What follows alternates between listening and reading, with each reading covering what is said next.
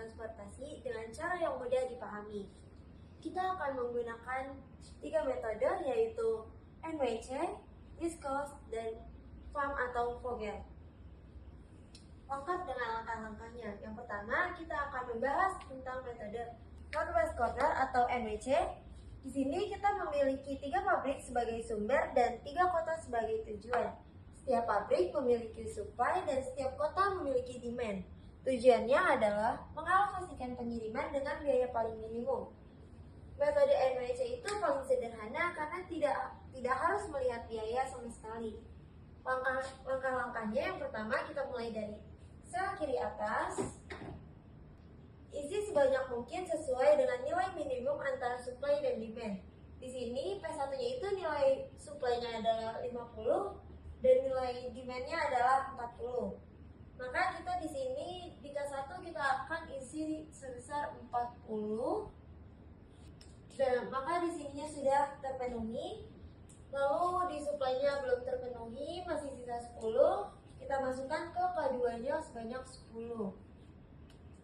Setelah itu di demand K2 itu ada 50, sedangkan kita baru memasukkan hasilnya 10, maka kita akan memasukkan kurangnya sebanyak 40 di tabel K2 dengan P2. Lalu di bagian K2 sudah terpenuhi antara demand-nya. Selanjutnya di bagian K3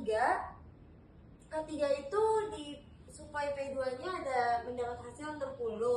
Sedangkan kita baru memasukkan 40 yang berarti tersisa 20. Maka 20-nya kita akan masukkan di tabel K3.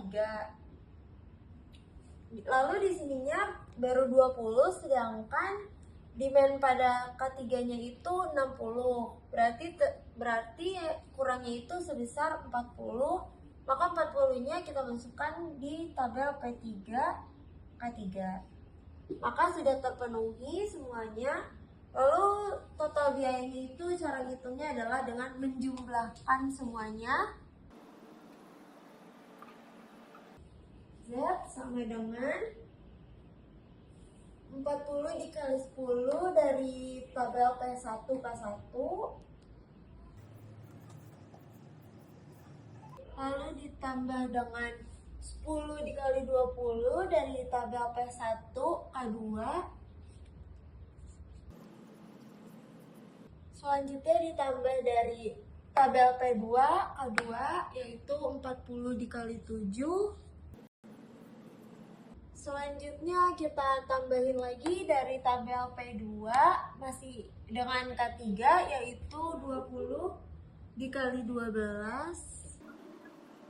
Lalu yang terakhir itu ada 40 dikali 18 dari tabel P3 dengan K3.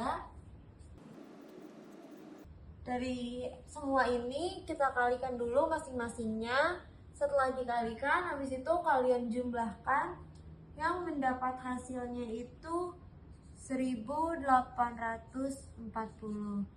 Jadi setelah semua terisi, kita juga sudah menghitung total biayanya dengan mengalihkan jumlah barang dengan biaya per unit di setiap sel yang menghasilkan 1840. Selanjutnya kita akan membahas dengan metode least cost. Oke, selanjutnya kita akan lanjut ke metode least cost. Berbeda dengan metode Northwest Corner yang tadi, least cost ini memprioritaskan biaya yang paling kecil. Langkah-langkahnya kita akan mulai dari mencari sel dengan biaya yang paling rendah di seluruh tabel. Dari tabel ini, biaya yang paling rendah itu ada di tabel K3. Lalu kita akan alokasikan sebanyak mungkin sesuai supply dan juga demand. Kita akan isi di sini sejumlah 50. Oke, selanjutnya kita akan cari lagi biaya yang terkecil di tabel lainnya. Biaya terkecil kedua itu ada di tabel K2. Di sini kita akan isi sejumlah 50. Dan di tabel selanjutnya kita akan isi 10.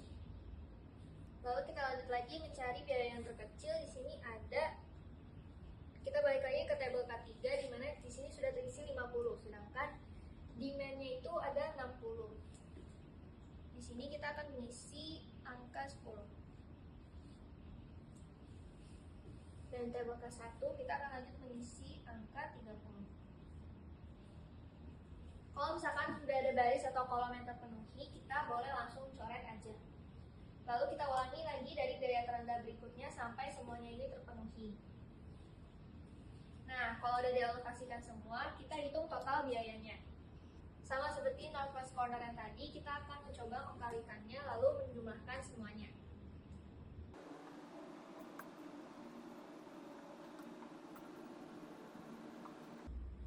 Setelah semuanya sudah kita kalikan dan jumlahkan, hasilnya akan terlihat di sini. Hasilnya adalah 1680, lebih hemat dibanding metode yang sebelumnya yaitu northwest corner.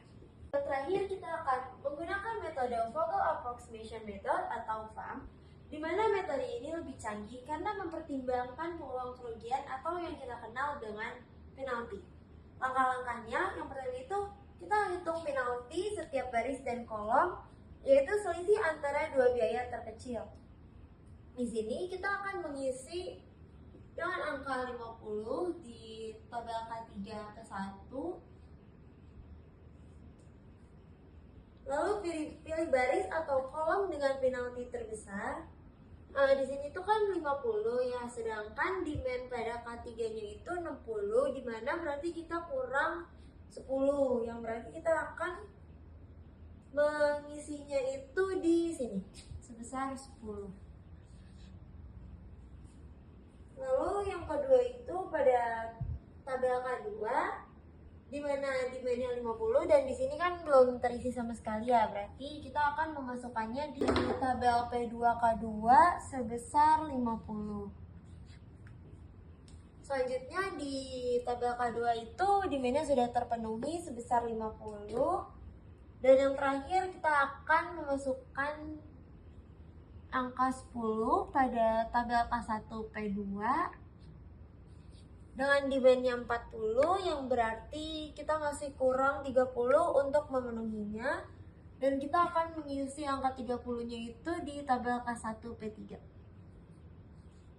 Selanjutnya ini kan sudah terisi semua ya. Setelah semua terisi, kita akan menghitung total biayanya sama dengan metode NWC dan list cost. Kita akan mengkalikan semuanya di dalam kurung. Setelah dikalikan, baru kita jumlahkan semua totalnya. Di sini tuh kita akan mulai dari tabel K3P1 yaitu 50 dikali 5. Lalu kita lanjut ke tabel K1P2 yang pertama itu 10 dikali 15. Lalu ada 50 dikali 7.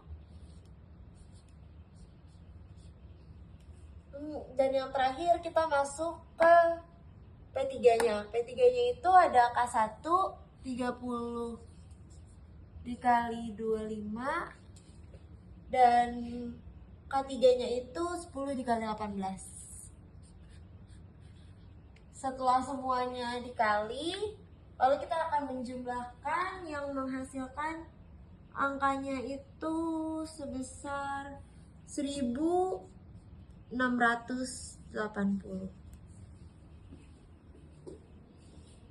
Oke, kalau disimpulkan dari penjelasan kita yang tadi, NWC itu memang lebih cepat. NWC itu memang cara yang paling cepat, tapi boros. Sedangkan risk cost itu memang hasilnya oke,